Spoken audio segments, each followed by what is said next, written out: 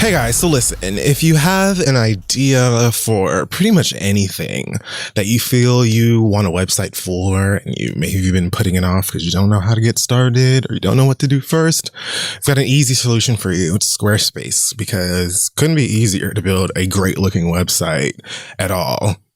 Squarespace has amazing templates and the ability to pretty much customize anything that you need for any one of your desires or reasons, businesses or the like. And if you ever get stuck, they've got a 24/7 award-winning customer support service that will be there to help you through any of your questions or concerns. So go to squarespace.com/read for a free trial. And when you're ready to launch, use the offer code READ to save 10% off of your first purchase of a website or a domain. Let them know we sent you and let's move on.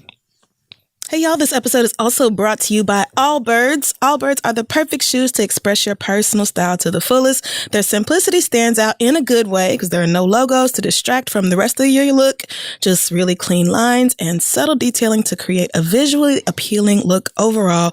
Plus, their range of colors can follow however you're feeling on any given day, be as subtle or as bold as you want, and you can choose from a variety of silhouettes to match your style in any situation. Allbirds are really the perfect shoes for any style, so go ahead and get your own pair at allbirds.com. Kiffer and Crystal sent you. That's right, allbirds.com. Let's start the show.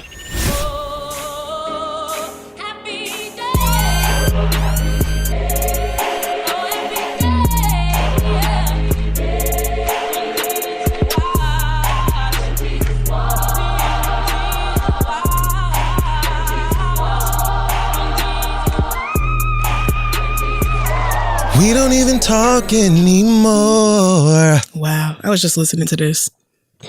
We don't even know what we argue about. Come on. Don't even say I love you no more. Saying how we feel is no longer allowed. Some people work things out and some just don't know how to change. Let's not wait till the water runs dry. Come on now. We might watch our whole lives pass us by. Let's not wait till the water runs dry. Will we make the biggest mistake of our lives? Don't do it, baby. Ooh, ooh, no. Not the nail. No. Come on, Ron. That's my favorite Boys to Men song. You better. What a great piece of music. How random. Hey guys, welcome back. I am Penny Proud. And I am Little Miss Flint. This is The Read. We're back another week. Once again. And not on my cough meds anymore. Praise God. Amen. Because that was a massive struggle. The lean episode was one for the books, for sure. I had a great time. Woo! All right, lots to unpack, folks. Let's just get started with Okay. Black Excellence this week. First and foremost, this one goes out to a 17-year-old from North Carolina. Lots of you probably heard about this story. The webs have been all abuzz with this chicken sandwich. Oh my God. I don't ever want to hear chicken and sandwich next to each other. More on that later. This is so much. But anyways, as you guys have been just running Popeye's employees ragged, let me pull over for a second. Okay. Quick sidebar. Okay. Everyone in fast food, thank you. Because we're gonna eat it, and I don't know if you are given the appreciation that you deserve. You definitely are not. You know what I'm saying? Because, look, how else are we supposed to get our delish? So Popeye specifically, I'm not even trying to be funny. God bless y'all. You know what I mean? I know these niggas have been in your tired faces trying to make meme jokes and shit with you, and you're just like, what do you want? I know that y'all are so exhausted. Right. Motherfuckers is cussing each other out in lines and fighting and being dumb. Behind a chicken sandwich. We love y'all. Popeyes need to give every last one of y'all a raise. Every last one. They got the money. We know you do. So a young man named David Ledbetter, amazing last name, 17 years old, was standing in the lines of Popeyes, registering people to vote. What? Yep. Really? So he spoke to Because of Them We Can. He said that he went to a caucus meeting in Charlotte and was maybe a bit discouraged by how few young people were present. Okay. So that basically inspired him to kind of start an initiative of his own and getting people, specifically the youth, to register to vote. Okay. Now, in this Popeyes that he was photographed in, it was all over, social media and stuff. I think that he said he was happy to know that many people who were in line were already registered to vote. Yeah, that don't surprise me. Black people do vote. I mean, against common, yes, against what they might tell you, we do vote. He said that he was able to register at least 16 people. Hey, all right. There, and will continue the effort. Listen, that's 16 people who were not registered, and more than what I did this week for America and our democracy. So. Shout out to him. That's great. He turns 18 next March and is super excited to be able to vote for the first time. And Lord knows we need only it. 17. 17. And already that passionate. Great. That's a great job, young man. Good for you. Shout out to North Carolina and Charlotte. And see, North Carolina will be a very important state, too. Take your shirt off. That's swinging around your head like a helicopter. Petey Pablo didn't have to be a part of this. I'm sorry. But yeah, that is North Carolina will be crucial, so I'm glad. The Tyler Perry has a freeway exit now for his for that Enchanted studio Forest. in Atlanta. I mean, that studio is so big. It's huge. So I guess this is necessary. His compound. But yeah, he posted a photo on his Instagram page of the Tyler Perry Studios exit right there in Atlanta, Georgia. Well, good. It'll make it easier for everybody we know to make it there, because the one thing I will never take away from that man is he hires Black people. Period. So if he's getting so much traffic that, I don't even know. Is it the Department of Highways that decided they needed a... I don't know, bro. I don't know how that works. But, he shared a very inspirational caption, of course, about his own personal struggles and, dealing with homelessness and hunger and all of that stuff. There it is. So... congratulations, Tyler. I still don't know how Taraji got back on the boat, but that's completely irrelevant. It's just irrelevant. Oh, they added Tyler Perry Studios to an existing sign. Okay, that makes sense. But yeah, they were just editing. Yeah, that is still important and good. That's a very, very huge deal. We may never know how Taraji got on that boat, but I don't think we will. No, but this unless he's planning. No, there is no sequel. She died. Remember, unless she didn't die. And she's just magically alive again. Maybe we don't know how that happened either. Actually a sci-fi film this whole time. And Tyler Perry is working on an Acrimoniverse. Nope. Acrimoniverse. No. Acrimuniverse. Acrigalis. I don't know how to do this. But I don't know. I think that she was an X-Men. No, that isn't it. Also, for Black excellence, I have to give it to Serena Williams for once again shitting on Maria Sharapova. My girl. I saw someone call her Shara It's Over. I don't know. Everybody's having a blast with this new win for Serena at the U.S. Open. Good for her. As well as... everybody is trolling this lady because apparently, she referred to Serena Williams as her rival. Girl. Which literally doesn't make any sense given the statistics. You haven't beat her in 15 years, girl. It's not a rivalry at this point. You just lose.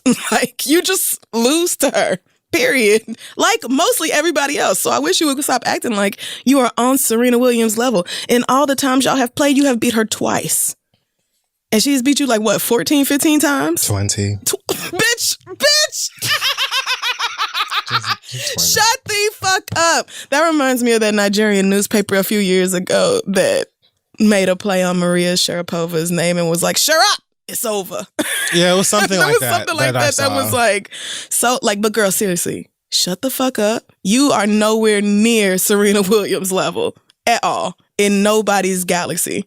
Serena's rough for me now because I was last year confronted with, comments that I had made in 2008 or 9. Oh Lord. About her body and physique and my ignorances from way back when that I did not even remember about. So every time I see her now, I get gut punched with guilt because I obviously don't feel that way about her. And one of the things that I'm so one of the things I find so admirable about her is the inspiration that she has laid out for Black women. Yeah. But knowing that that is something that people within her industry, specifically white people, whether they work in tennis or are fans of it, use to try and invalidate her talent and hard work and her femininity and womanhood. It just disgusts me that I was ever a part of that shit. So now every time I see her, I feel bad. But well, I don't think Serena would want you to feel bad literally every time you look at her, especially since like you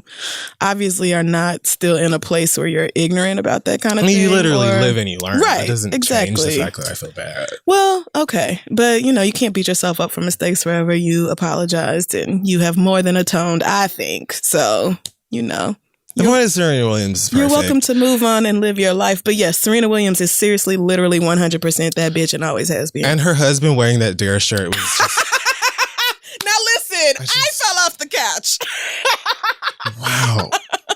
Ma'am, girl. That's love. That's so good. Someone jumped in my mentions and was like, Kid Alexis get Black adjacent excellence.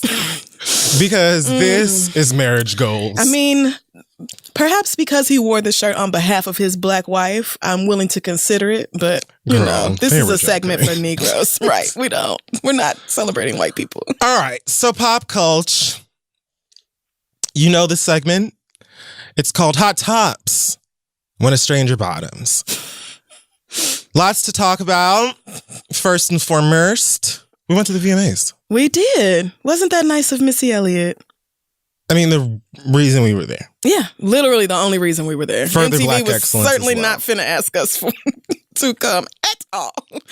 But yeah, a long time ago, Missy said if she ever was gonna receive I didn't even remember that. Me either, but she did. Which is really just another testament to how incredible she is, because she could have easily not invited us and we would not have even noticed the difference because we would have just been at home standing in our living rooms like everybody else. Missy Elliott knowing I exist is all that Missy Elliott. It's really too much. Like, she doesn't have to It's do honestly anything too else much. for me. Right. You know what I mean? But she really gave us tickets and good tickets that came with free drinks. Okay. Woo! Bitch, let me tell you something. Before we even sat down, we'll get into the meat and potatoes of why we were there and how amazing Missy Elliott's performance was. Yes. But of course, now, thank you to everybody who was excited for us. And some of y'all hoes was talking about she was crying. That's too much. You all are so sweet. That's just so nice. No. I saw maybe one or two people who were accurate in their assumption that it's like, bitch, I know you only going to this shit because Missy Elliott's gonna be there and performing. That is right. You're correct. 100% correct, because you never seen two people tip out of a venue so fast as we did after Missy left that Before stage. We said, girl, we found our section. Yes. There was a bar right up front, right in front of it. We got into the lines. It was ready to buy our drinks. And the lady behind was there was like, oh no, with that wristband, you don't pay for anything here. Like, you don't, bitch, what? So wait, we get to see Missy Elliott. My mouth. We know you. We get to see Missy and drink for free. Yes, and the good shit too. It was not well drinks neither. We got to have it. I had at least 5 Casamigos. Yeah, I believe I had 6 before it was all said and done. Yeah, but I mean that's y'all fault for giving me a wristband that said I can have free drinks. Truly, but yeah, as soon as we sat down with our 2 drinks each, I mean, double fisted. First thing I said was, I truly doubt that I stay for this whole show. And you were like, bitch. Oh, we said that in the ride over. Oh, you're right. I remember talking about that in the car. I said, the moment that Missy says her last thanks, I'm punching. When Missy turns around and the lights go dark and MTV cuts to commercial, we're out of this bitch. Clocked. Goodbye. And it was brilliant because we got out before the traffic and all them fucking crowds. We were assuming that she would probably be one of the last performances of the night. Yeah. So I was prepared to be in there 10:30 before she started or whatever, and then just trying to get out before the traffic got stupid. Yeah. And then they went to a commercial or something around 8:50, 9 o'clock, and was like, oh, Missy Elliott's coming right out. And I saw the dancers up in the rafters, and I was like, when them three people dropped out the ceiling, we were like, oh no, bitch, it's 9 o'clock and she's really about to... We get to go. We will be out of here by 9:30. I'm going to get to be in my bed before 11. So... Yeah, got home and the VMAs were still on. So thank you, Missy, again. Like the blessings you bestowed upon us were truly overwhelming to my heart, my soul, everything about you. I mean, I knew that it was going to be a great show, but it was so good in person. Yeah. But even better. And that's another part of the reason why I don't care for being at award shows. I've been to award shows before, and they're just more fun at home. You get the right... you get to see everything from the best perspective because of the cameras. You know what I mean? Yeah. They're right there. Sometimes they do the overhead shit that Beyonce and Normani be doing. They do all of these other little things. But Missy, I didn't realize that she had a fucking spaceship over the stage abducting niggas from the audience and shit. Because it wasn't there in person. So yeah, I just saw random people just all of a sudden ricocheting up in the sky. And I'm like, well, listen, that is just Missy. That's just what she does. You know, she didn't have bitches dancing on walls before. This is nothing new. It's just the shit she does. Until you tell me, like, girl, go watch it. Because the effects. We missed a bunch of shit. Yeah, but I just the only thing I can say is we deserve something so much longer. We deserve a Missy Elliott halftime show, Super Bowl halftime, like just her. No shade to Katy Perry, but but I feel like I just heard Katy Perry be like, "No, you're right." I mean, listen, she brought Missy out for a reason. So, that's my only thing. I want Missy Elliott to have more time to remind niggas of just how great she is at all times. I was happy with all of the younger folks down by the stage being incredibly hype. Even before the show started, they were playing Missy stuff and people were like really excited. I assume a lot of them are probably just excited to be at the VMAs, but they were respectful to the greats. Y'all had camped outside for the fucking VMAs, girl. And Newark was out there protesting for like their clean water thing. Their water's all fucked up and shit like that too. So they was out there like, you thought you were having an award show. And you're not. We've got things to talk about. I mean, which is an important thing to talk about. Absolutely. Right. So I'm glad people were out there doing it. But when the police officer was like, yeah, y'all got to go this way because there's protesters, we were like, protesting what? They mad at MTV for what? So yeah, like a lot of those people who literally had to stand up all night to be by that stage were out there waiting like 10 minutes before the shit started. Right. And I'm like, girl, I hope they're nice to y'all. No. Because you know you got to be on your feet. And MTV took their phones too. And they took their phones from them. Bitch.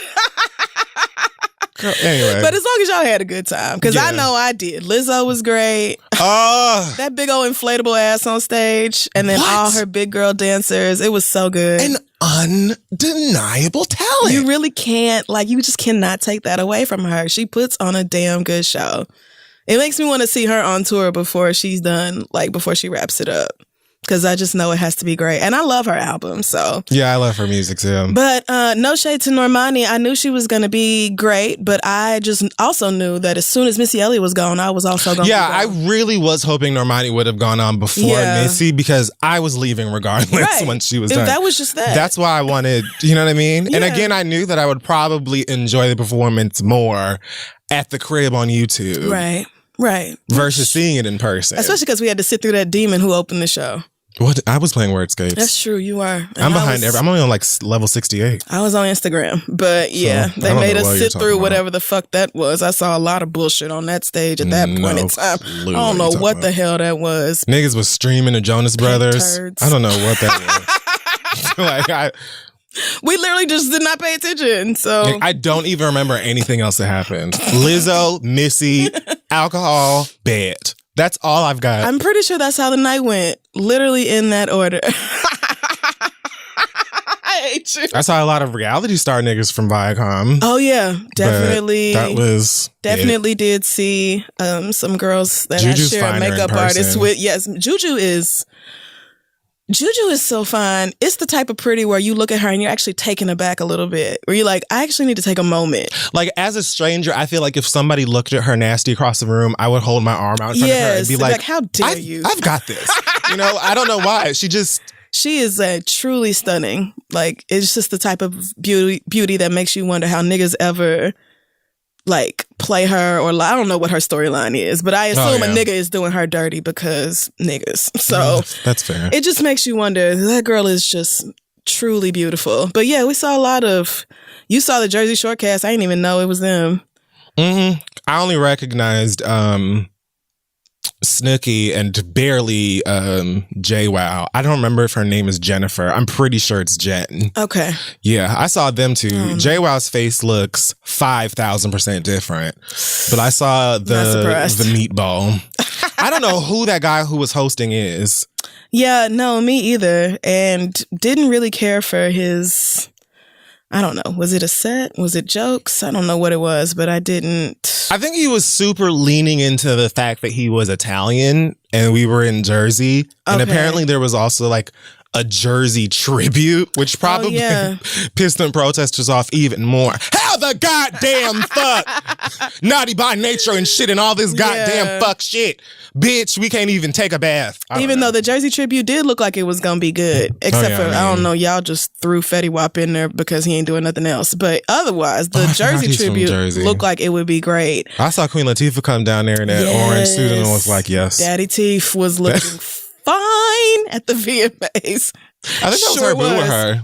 Oh, really? Yeah, because I recognize her with being, I'm pretty sure that's her alleged love interest. Well, regardless. That ain't my business, whatever. Yeah, it's just that we were going to leave when Missy was done. Period. We had already had a long-ass day. Yes. We had another long-ass day coming up. Yep. So it was like, we simply have to go to bed. I'm going to bed, but I will forever be grateful to Missy Elliott for extending that invitation to our dusty black asses. And anytime I can see Missy live, like you didn't have to give us tickets. You didn't have to shout us out on Twitter. You didn't have to say our names on stage. Like none of that. Just wanted you to have your things because they're literally yours. Like they belong to you, and it was just time that MTV stopped bullshitting. So congratulations to Missy Elliott again because she more than deserved it. And I know a lot of y'all are advocating for Busta Rhymes now. Y'all know it is going to be at least 5 years. Well. Yeah, but it's going to be a long time before MTV does something that niche again. Busta's also outwardly homophobic, so I just feel conflicted on a personal campaign. Did not know that. Oh, yeah. Oh, wow. So, but he deserves it regardless. His music videos are stellar. I mean, yeah, but when you're outwardly homophobic, it makes it much harder for me to advocate for you. I'm just personally. Right. I wouldn't be upset with him getting it. Yeah, but don't ask me to join the front lines. Listen, that's how I feel about a lot of these niggas. Don't ask me to do something for you if you shit on my humanity every chance you get. Yikes. Anyway, though. Congratulations to the gag. She has been announced to be officially joining Strahan and Sarah. So she was filling in as, I think, a guest host for a while. Mm-hmm. And she impressed people so much that they were like, oh my God, Keke Palmer needs to be on the show all the time. Yep. She is just so charismatic and we love her so much. And so that's what they're doing. Yep. She shared the following on Instagram between her two co-hosts here. She said, and then there were three. Disney was my first entertainment home. When I began my career in entertainment, they always created a space for me to take the stage and express my many faces. Here we are again 15 years later, still growing together. And to add, I love these two, Michael Strahan and Sarah Haynes, two of the kindest people I know. I'm thrilled to see you both in the morning. Well, good for you. Congratulations, the gag. Good for her. I've heard that she's good on that show. I've never actually seen it, but I've seen clips. She is good. Talk is definitely like her thing. Yeah. Because wasn't it somebody else's show that she was really good on? Steve Harvey's or somebody? She was a guest on some talk show and she was just like really charismatic. I remember she had her own for a short while, I think on BET. Maybe. She did have like her own talk show for a while, and I'm pretty sure it was BET that I'm sure the Disney checks are better, even if she is the co-host and it's not her own show. So, man to the come up. I can't wait for Disney Plus so I can watch the Pryor family. It's a damn shame how much like all of us are waiting on that. I am so excited. I'm so excited.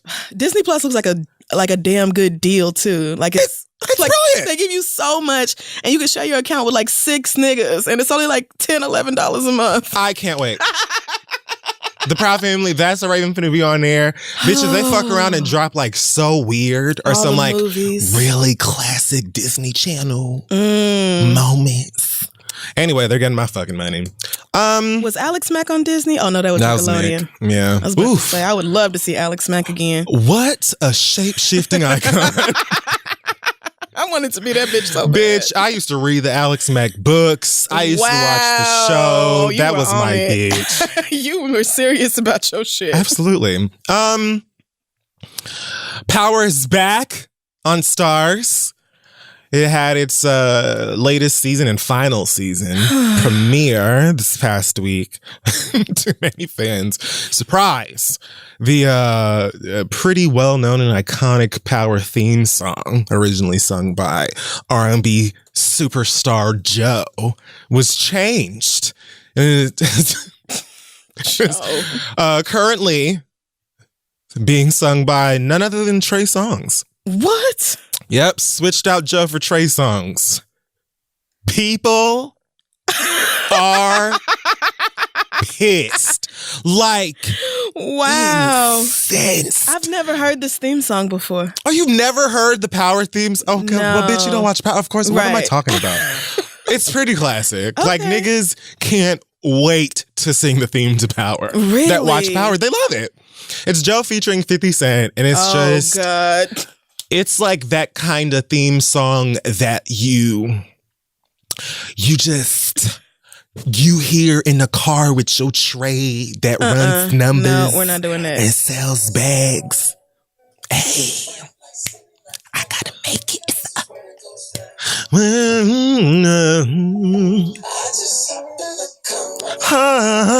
Really? I never take a...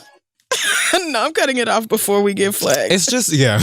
It's just great. Especially if you love Power. It's like, ooh, Okay. my show was one. You know your songs, I mean your shows that have like a theme song. Yeah. And really it's probably only You could gaze into the Stars and like future. Netflix.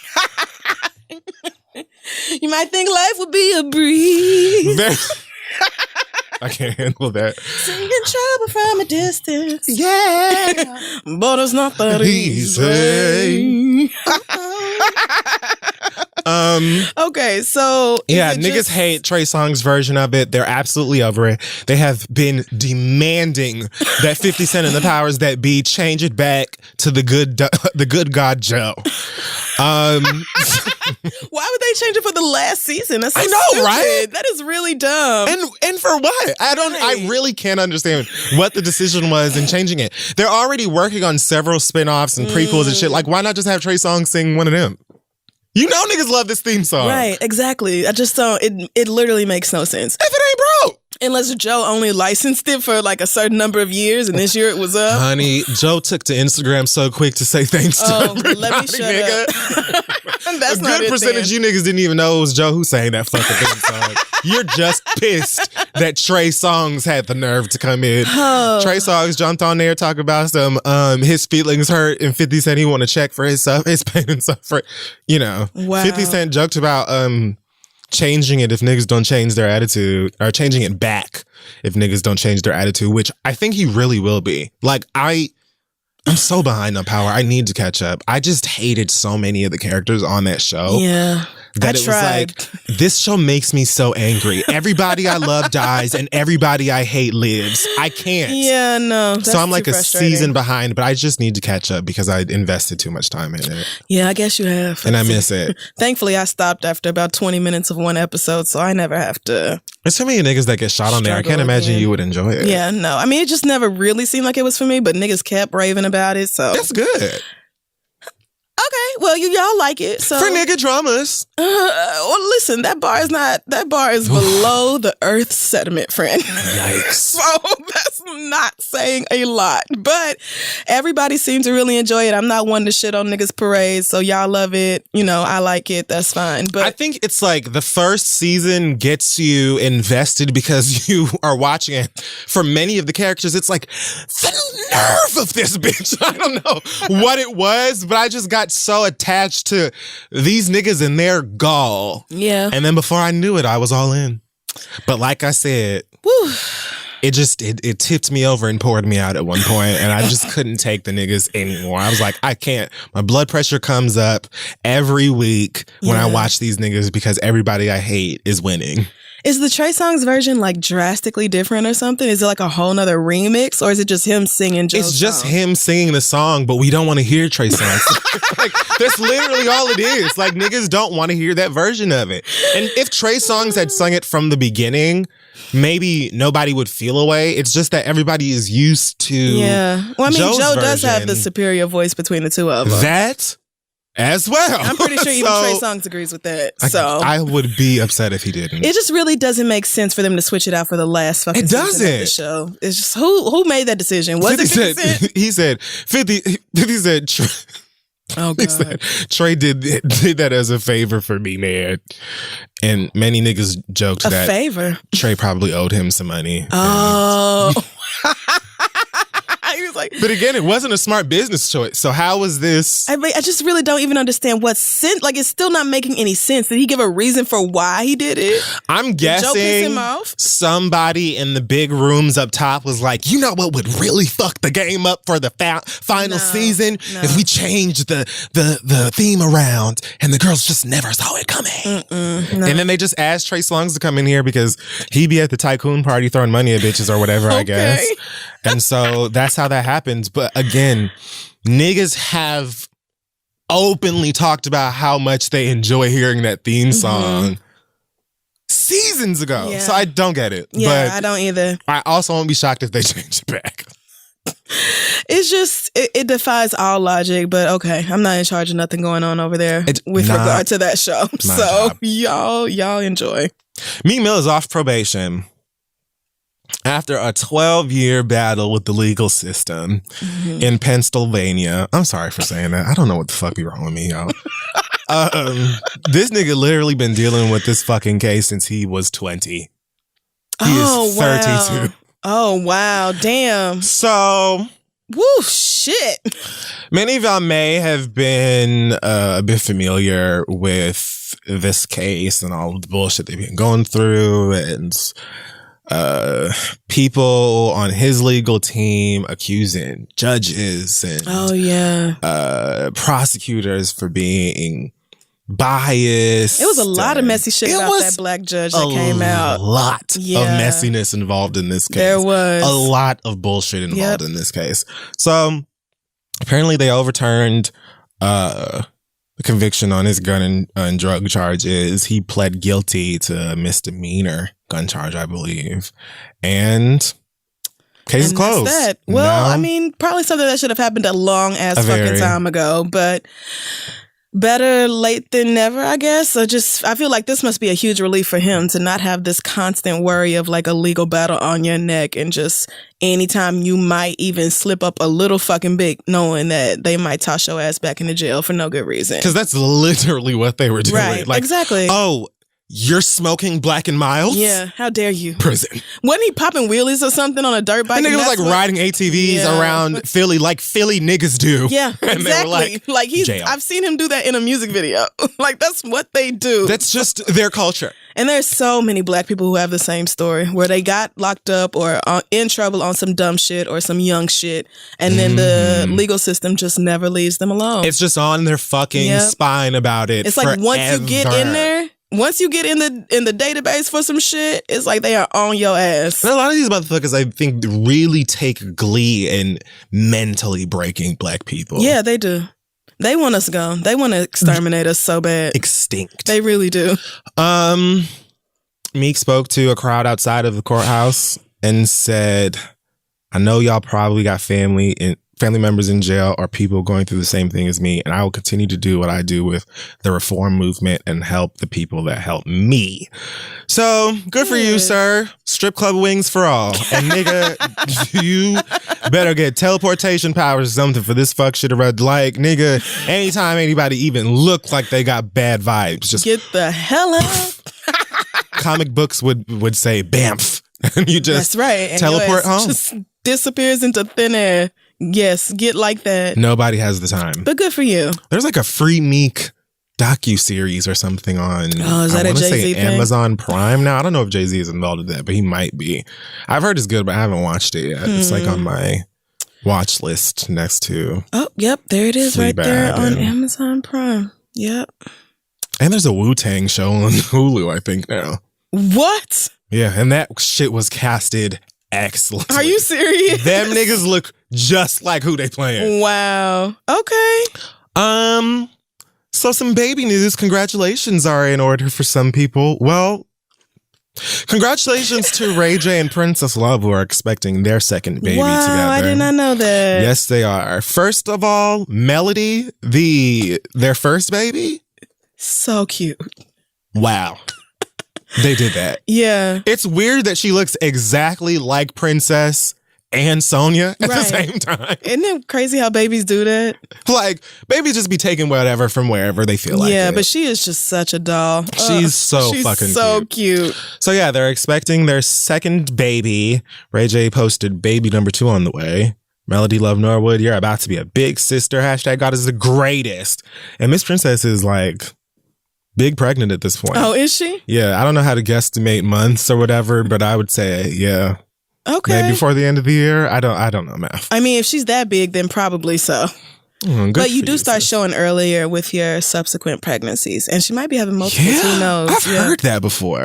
Oh man, I just y'all's Googled bodies is a fucking wonderland. It really is a miracle that anybody ever successfully reproduces, because that shit is fucking crazy. Like your body just stretches out and your rib cage moves. All of your internal organs literally get smushed to the fucking side so that some nigga's baby can grow inside of you.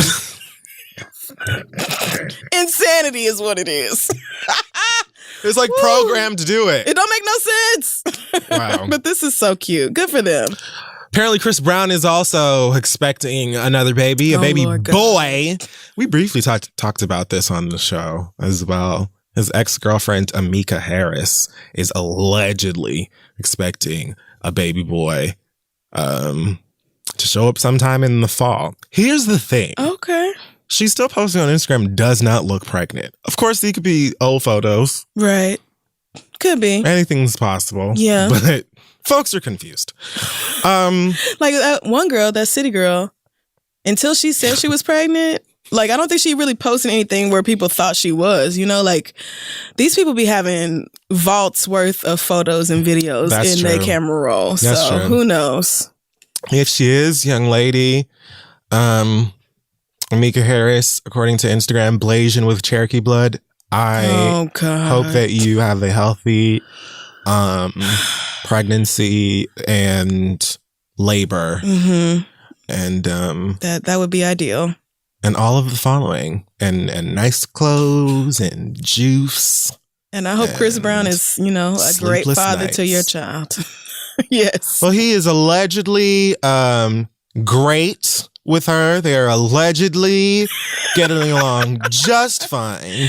And Amika is allegedly very happy that Christopher is supporting her medically, emotionally, and financially. Right. I mean, as he is supposed to. So. And Royalty just had her first day of school recently. And he was very excited about that as well. I was just about to say, I truly don't care how none of these grown folks feel about it. How does Royalty feel about becoming a big sister? That's the interview we need. Shade Room needs to find Royalty and stick a camera in her face and be like, so what's up with this little brother bullshit? You with it? On a scale of blue to north, how does she feel? I think I was on a Shade Room the other day and saw a post from Kim Kardashian where North was holding, what's the youngest baby's name? Sam? Yeah. She was holding the latest unless baby. They had another one, I don't know. They might have, you know, they pop up with a new kid just randomly. After Kim was like, "Oh, I don't even have to do anything. Like, I don't have to carry the child myself." She has 4 or 5 of them now, right? Yeah, she has 4: North, Saint, Chicago. And I was like, oh, I'm missing one then. It's 4, 2 girls, 2 boys. Yes. So North had the youngest baby in her Sam hands. is a boy? Yeah, Sam's a boy. Oh, okay. She had the youngest baby in her hands and looking like, oh my God, I'm such a great big sister. And then Saint popped up in the next picture and she like side-eyed the hell out of him. And then they both were making cute little side eyes at each other.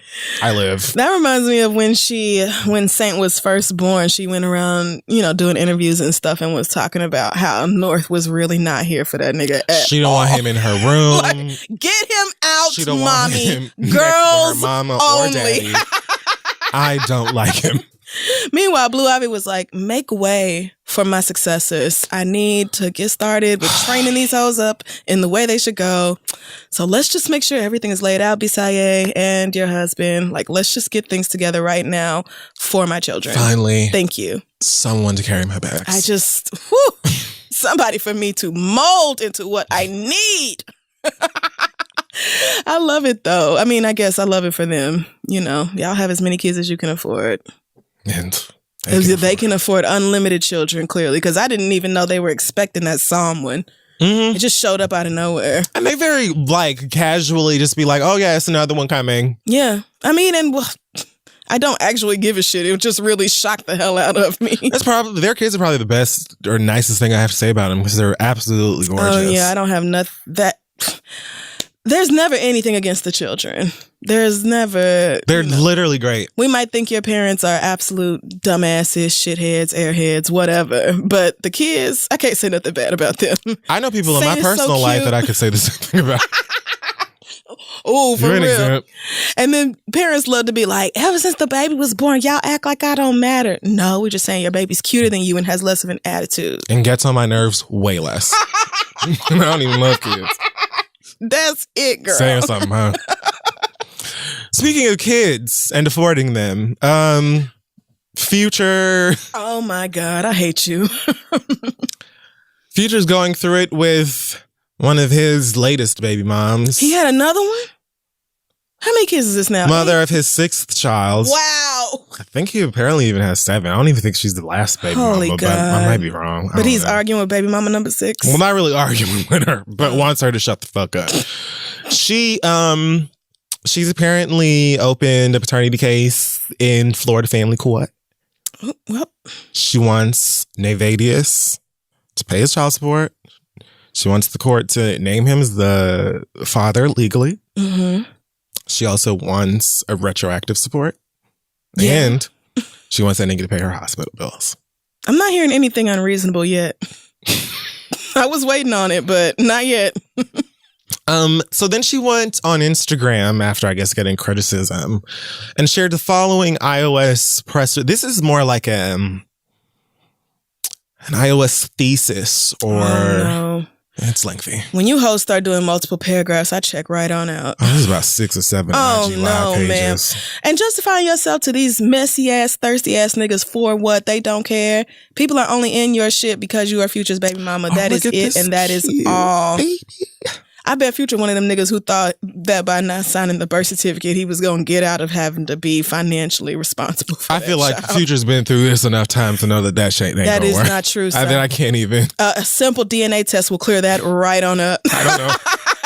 It's not hard to. Right. No, this is a matter of science. Yeah.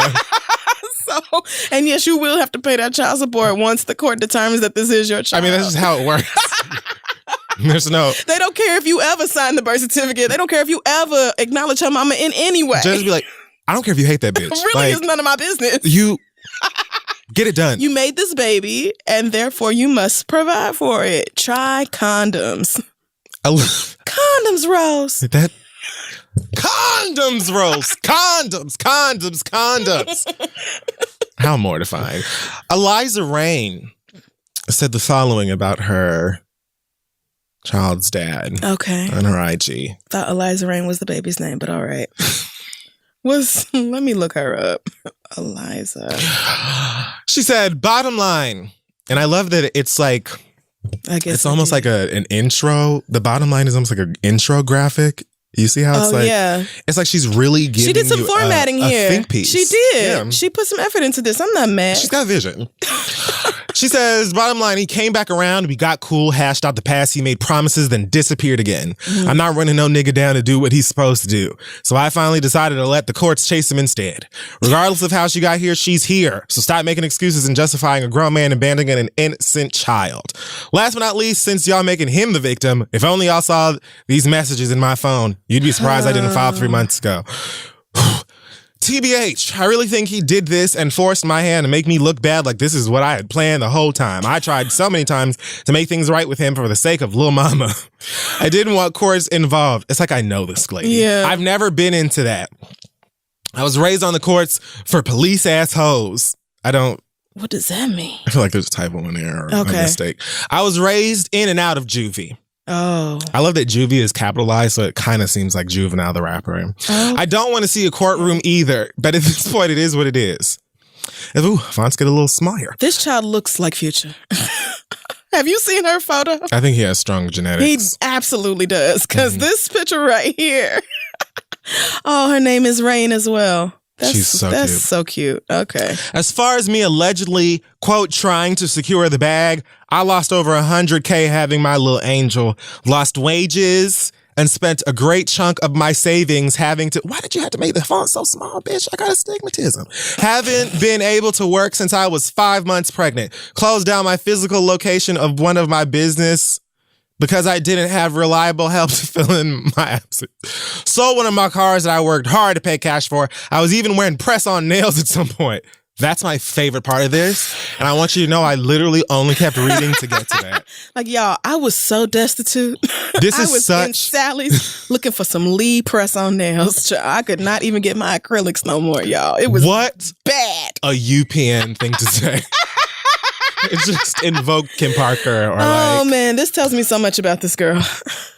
But I survived and took care of both of my children. I prayed, paid my bills, and kept myself together mentally. I don't want y'all to sympathize with me. I'm good. I made it through the hardest part. I just want y'all to know what it really is. If it was about a bag, I could have secured that for having an abortion. Duh, like the other girls did. Only bag I secured was a Gucci diaper bag, okay?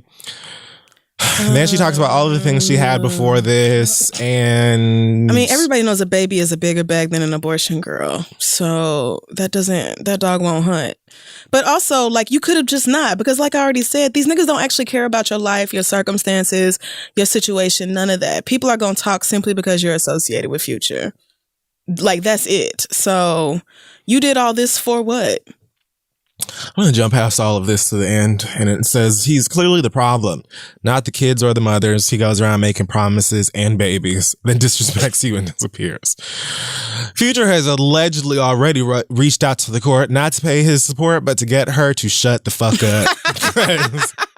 Okay, that's not funny. He doesn't. It's a little funny because it's so Future. Like, right, it is. So there's that on that. I mean, I don't know if this is Future's child or not, but if so, then he needs to take care of his fucking baby and like quit being a dumbass about it. I would want my baby mama to not run her fucking mouth on Instagram either, but seems like the best way to make sure she do that is to like actually provide for your child. She wouldn't be doing all this presumably on Instagram if you were taking care of the baby. Even if you had offered to pay for a DNA test, they can do them when the child is still in the fucking utero. Okay. So it's just like Future brought this upon himself. Nobody is shocked here. I don't give a fuck how, as she said, how this baby got here. Yeah. The baby's here. You know what I mean? Might be through fucked up y'all niggas know. But you know, I don't know how niggas continuously, especially niggas with money and access, get women pregnant and then be surprised like, oh my God, I have a human being to take care of. Let me figure out a way to get out of this or just not do it. Like, I don't know how this... And then be mad when the women are like, I'm going to have to take you to court so that somebody can force you to help me take care of this child. Then all of a sudden there's something wrong with them for not wanting to have to fucking struggle to care for their children. I will never understand it. You know, like even if this woman was like, I'm gonna get pregnant by this nigga and get me a bag. Even if that's what it was, you know that's a thing for niggas like you. So I just don't know how this happened 6-7 goddamn times. Because he's not thinking at all. Like Future literally just fucks whoever he wants to and circumstances and consequences be damned. And so here you go with 6, 7, 8 kids now. And I mean, I'm not counting his pockets, but I hope he can afford all this child support for all these fucking kids. Future is nowhere near Poe as far as I could assume. Okay. You know, I don't know his pocket. I mean, I think Atlanta niggas will keep him rich forever. Fair. I saw some lady who talked about how she DM'd Trey Songz and asked him to send her some diapers, and he actually did. So maybe you reach out to Trey with the check maybe 50 Cent is going to give him. Okay. And ask for some help. I don't know. You never know. Good luck. Coupons for formula. Those are usually in the paper. And best of luck to you, girl. Okay, so this whole Richard Pryor Junior Paul Mooney thing is that a real story? It's a story, and the people involved are discussing it. Lord, I don't know what exactly happened. Oh my God! Wow. So Richard Pryor's ex bodyguard, a man named Rashawn Khan, did an interview where he alleged that Paul Mooney had sex with Richard Pryor's son when Richard Pryor's son was underage. Yikes. And that at one point, Richard Pryor wanted to put out $1 million hit on Paul Mooney. What? For violating his child and for violating the friendship and the trust that the two of them had together. Paul Mooney and his rep deny that this is the truth. Right. TMZ caught up with Richard Pryor Jr. I think here in the city, asked him about it. He didn't say Paul Mooney by name, but what he did say was something like, whatever happened to me in my past happened to me, and basically that it was not consensual. It couldn't have been, just due to math and his age and things of that nature. Right. But looked like he really didn't want to talk about it. They asked him about the possibility of a hit, and he just kind of was like, I'm not talking about this, and walked away. So I don't know what happened. Paul Mooney had his rep basically jump out again after that and deny it once again. They used some photo from 99 where Paul Mooney and Richard Pryor are photographed together. And basically that was their way of saying, like, if you wanted me dead and our relationship was destroyed, then why were we chilling however many years later in the end of the 90s? Pryor's widow, Jennifer Lee. I just got to that part. Oh, shit. Also doubles down on the accusations of Mooney assaulting Richard Pryor Jr. and claims that Jr. mentioned it during a family event and that she has it on tape. Oh, my God. So. And I see Paul Mooney is canceling shows now. Yeah. Yikes. Wow. There's a lot more to the story, which you can go and watch the interview to get details or whatever. But it is bad. Yikes, man. What the fuck? I don't even really know what to say about it. Okay, so TMZ asked Richard Pryor Jr. if it was consensual, and he said, how could it be if I was a teenager? Right. Oh, my God.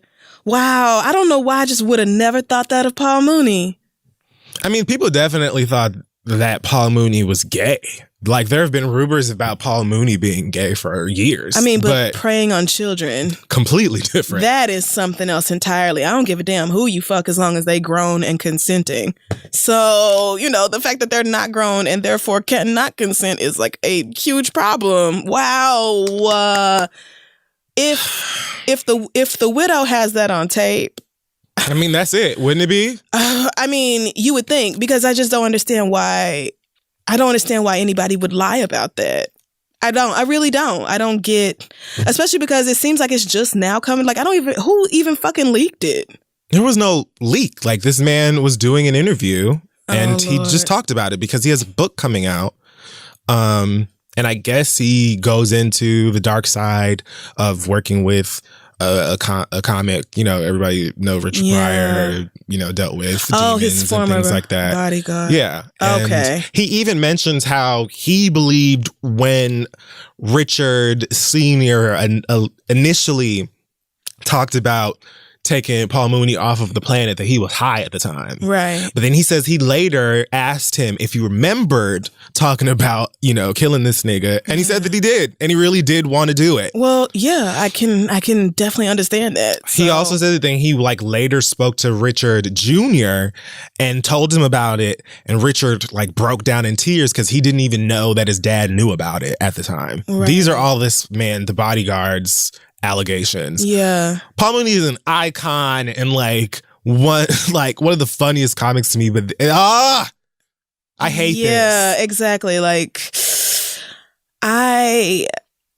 I mean, I don't know for a fact what happened, but I'm inclined to believe that it's true. And if it is, that is just so fucking disappointing about Paul Mooney, man. You have that is a man I have three looked up people, to. including the person who they're saying it happened to, saying it happened. Right.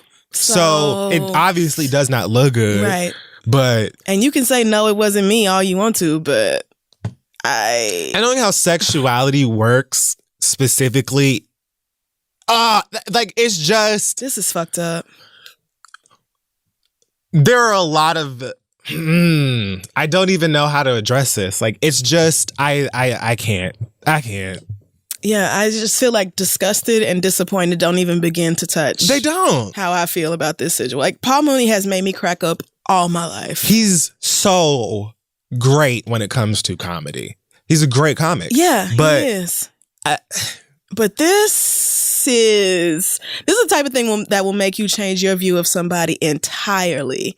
Preying on underage kids. If it's true, this is stuff that, like, that's the type of shit that really follows and haunts people forever. Right. So this man who's full grown, I can't even imagine how he feels knowing that people know about it. People are talking about it. Like I said, when TMZ had this camera in his fucking face, he looked visibly uncomfortable. He didn't want to talk about it, but he did say what he said about, how could it have been consensual if I was a teenager. So it's just like, that type of stuff is just so, I don't know, man. Yeah, I'm really fucked up by that. I can't believe the Bodyguard didn't run that by the family first. I guess I can, if you're trying to sell a book. Well, I mean, and I guess this is a great way to generate that kind of attention for your book, but I know it exists when I definitely wouldn't have otherwise. Right, exactly. And so I guess I'm just really grappling with it right now in the moment, because I cannot believe Paul Mooney has disappointed me in this way. Like, I expect regular nigga shenanigans out of these niggas, but this is something that is unforgivable regardless of who you are. Like, it is just... Okay, not for me to say unforgivable, but utterly unacceptable. Period. I mean, I don't have a hell or heaven for you. Right, exactly. You know what I mean? It's not I don't have nowhere to put you either way. And it wasn't me. Disappointing. But yes. And like fundamentally so, because it just feels like this is the sort of thing that everybody in society should agree upon, Protect children. Leave them alone. People get attacked for all sort of kinks and sexual things that really nobody has any business judging them for. Yep. Because if it's consensual, it's legal, you're not hurting anybody. Right. Everybody's grown. Everybody is grown. I really don't care what you do. It's none of my business, y'all. I really don't care at all. If you want to be strung up from the ceiling, or if you want, to have a fursona, or spit in each other's mouths, or y'all like bodily fluids fisting, and all that. Whatever your thing is, like 8 people in the bed, whatever you like. But as long as everybody in that bed, children, animals, I feel like we should all be able to agree. Let's not. We really should. Like, universally, we should agree. Children and animals. Off limits. And the fact that, like, honestly, I feel for Richard Pryor Jr. because this is something that happened over 40 years ago and must be really hard for him to all of a sudden have all this attention on him, and fucking TMZ of all people, like, following you around New York, asking you about something that you, like, is clearly painful and you don't want to talk about. You didn't even bring up. Right. Like, I didn't even, that's why I'm like, the Bodyguard is also fucked up in this situation for putting somebody else's business out there. For like what? That. Right. It's just... like, unless he spoke to Richard Pryor Jr. and was like, I'm going to mention this or whatever in the book and talk about it, and he got the pass from that. I don't know if that's the case or not, but it's like, because that could be true. It could be. He could have ran it by him first and him like, I just want you to know, or is this okay with you? And I mean, who knows? The circumstances could be anything. I just know that I am really disgusted deep down in my soul at Paul Mooney. Like, that is just unbelievable. I would love to believe that it's not true, but I don't see any reason to believe it's not true. I don't know why anybody all of a sudden now would just jump out of nowhere and accuse Paul Mooney of molesting somebody as a teenager and then have somebody else within that circle be like, yeah, and I got it on tape. And the person who was allegedly molested being like, yeah, it happened. Yeah. And his mom, or is that his mama? Or is that just Richard Pryor's ex-wife? Oh, I don't think that's his. Okay. I don't think that's his mama, right. But I'm not sure. But she said she had it on tape. So, I don't know. It's just fucked up, gross, wrong, terrible. It's just like another reminder that there are really no heroes. Nobody is. The world just sucks. Nobody is worthy of being put on a pedestal. Remember that at all times. Well, great place to stop. Totally a high note. Cheerful note. Everybody's super excited, feeling really great and optimistic. All right, well, let's go ahead and transition. We're going to take a break and then we'll come and read your mess. Hey, y'all, so listen, if any of you are like me and child, your knees ain't operating the way they used to, or sometimes you walk up one step and you tired, maybe you need to get into something like Care Of. It's a subscription service that delivers vitamins and supplements customized for your specific health needs. All you gotta do is take a short quiz and answer questions about your diet, your lifestyle, your fitness, and health goals. It's your business. They ain't about to tell me about it, so if you feel away, just know that. And of course, they will put together a personalized plan that's just for you. Whether you're looking for energy or better sleep or something else to help you feel your healthiest, give yourself the support that you need this season with Care Of. Their fun online quiz takes about 5 minutes to find out your personal, scientifically backed vitamin and supplement recommendations. Then, Care Of delivers daily vitamin and supplement packs, all customized to your recommendations, so you're only taking what you really need to. It's so customized. The packets even say your name on them, do. So nobody else can act like it ain't yours. Right.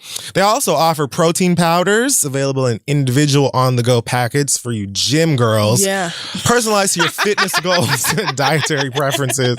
You can modify your subscription at any time when your needs or your preferences change. That's right. Like here in New York City, the weather is already about to change. Like there's all of a sudden a chill in the air, and child, that means I am going to have to start doubling up on the vitamins and supplements because this city, it's just something about it. You can get sick entirely too easily. In the nose once a week. That's right. Time for me to go retake my quiz, and you guys can get started too. You can get 25% off your first Care Of order by going to takecareof.com and entering promo code READ. That's takecareof.com, promo code READ for 25% off your first order.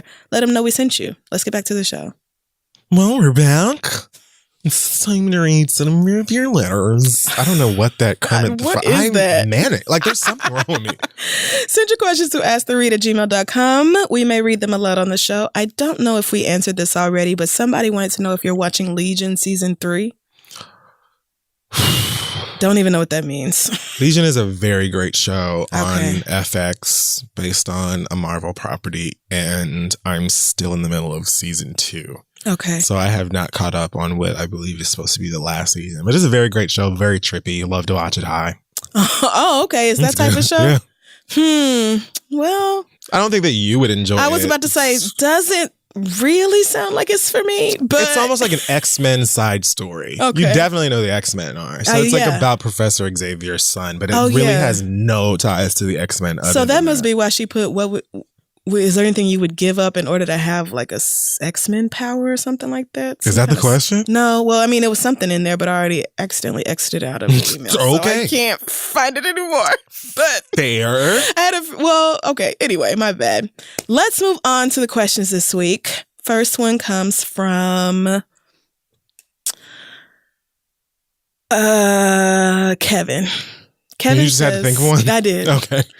Kevin says, I am a queer 29-year-old man from the West Coast, finishing my MBA from a pretty decent program with the hopes of one day running a Fortune 500 company. Mark. But for the past 2 years, I have been messing around with my straight childhood best friend's father.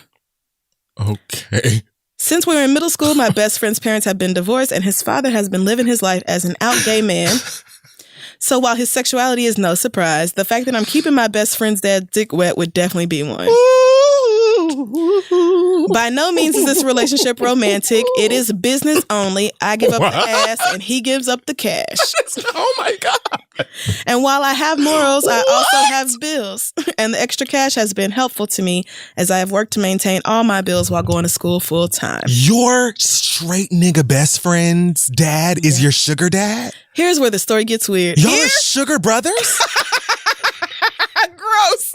Wow. Last month, my best friend's dad found out that he has stage 3 cancer, and the cancer has started to metastasize to the bone. Oh my God, I fucking hate cancer. Last night after we fucked, he told me that he was preparing to make his final arrangements and write out his will, and that he plans to include enough money for me to pay off my loans and put a down payment on a home. I felt like shit knowing that he will likely not be with us soon. That pussy must be Eddie yanking, okay? But that he obviously feels deeper than I do, since he's willing to pay off a 6-figure student loan debt after his death. I mean, listen, wouldn't be me. Now, of course, walking into my 30s debt-free would be amazing, but if he were to leave me that kind of money, there is absolutely no way that his son would not suspect some shady shit. And I know he would have 1,000,001 questions, including, were you fucking my dad?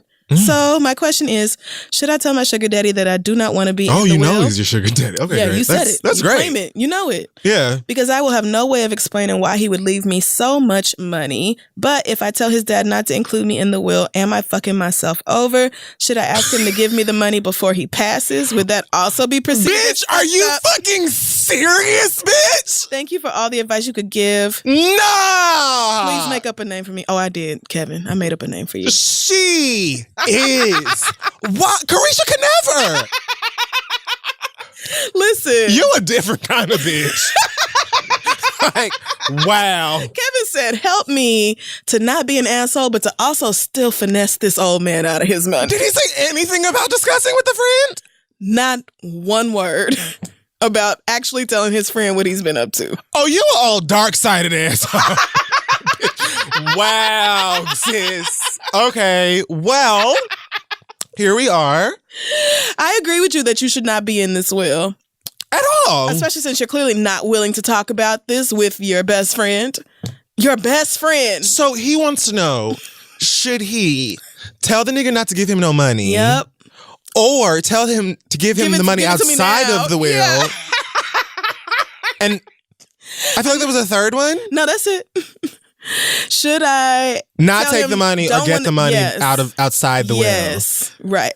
Wow. Should I tell him not to include me in the will, or should I ask him just to give me the money before he dies? So yeah, technically there are 3. Okay, so here's my answer. Okay. Fuck off. Like, I don't mean that like in an I'm attacking you way. I mean literally piss off. Leave them niggas alone. But Wow. The fact that he ever, financially aided you at all for some ass or whatever it was that you were giving to him. This is so much. Was, your blessing in itself. If you take some money from that nigga in the will or outside of the will and do not tell your friend that you have been laying down with a nigga that made him. The gag is so many people listening to this would take the bag and just like... And just be like, what's the problem? I see the problem. I still think he should take the bag, though. Really? I do. It stank. It stank. It's awful. But if the man is willing to give you the money before he dies, then why he can't just give it to you? Why he can't just give it to you? You know what? And avoid all that embarrassment later on. The only reason I'm going to agree with you is because he sounds clear in who the fuck he is. Like, it doesn't seem... Right. I mean, he claims he has morals. I don't. Where? Don't see any. This is already just so wrong. It's wrong. You finessing money out of your friend's dad. I guess it's fucked up. Like, the fact that y'all are keeping it from your best friend is what I'm getting hung up on, although I'm struggling with whether I think your best friend really has a right to know. Because his daddy's personal life is his own, and so is yours. But it just feels like y'all know y'all not right for this. That's why you don't want to be in the will. I feel like he has a right to know. Do you? Yeah. If y'all are still friends. Yeah, he says best friend since childhood. And I just, oh my God. Look. The only thing I know for sure that you should do is absolutely make sure you are not in this will. If Megan Thee Stallion wrote a lyric about this, I would go up in the club, if that means anything to you. You know what I mean? So, like, do what you want to do. Do what you want to do. You talking about going into your 30s debt-free would be great if that's really what you want to do. You know, snatch it. Maybe he will give you the money outside of the will or whatever. But wow. Ooh. This is a lot. It is. Well, so now I'm thinking maybe it's he knows that his life insurance will pay out a lot. So it's not necessarily that he has the cash to like give this boy a 6-figure check now, but after he's dead, the money will be available. Mm-hmm. So maybe it's the sort of thing where he can't give it to you in advance. If that's the case, then I would just say leave me out of the will entirely and, you know, rest in peace to you and best of luck to your family. Like, I wouldn't be trying to get this man to give me some money anyway, is what I'm saying. Right. But if he's wealthy and has the cash on hand, let's go on down to the chase. Listen, I'm just saying. We can set up an ACH right there in the bank. 5 to 7 business days. You are fucking your best friend's dad. I can't even has cancer. I can't get over that. Like, this man watched you grow up. Like, you grew up around him. And yes, you were 27 when y'all started this. So fully grown and able to make your own decisions. But, it's just something about adults who knew kids when they were kids, who knew people when they were children, and then getting involved with them sexually. That is just so disgusting to me. I'm not even... I don't like this. Fucking this man is one thing or whatever, and I would probably have like the tiniest bit of a side eye for you for that alone, you know, because this ain't even the first time to be on had a letter about somebody fucking their friend's daddy. You right about that. So, you know, I know that y'all are doing what you gotta do. I don't have no judgment for you. Do what you want. I don't know y'all, but this nigga possibly preparing to, you know, pass away due to like just.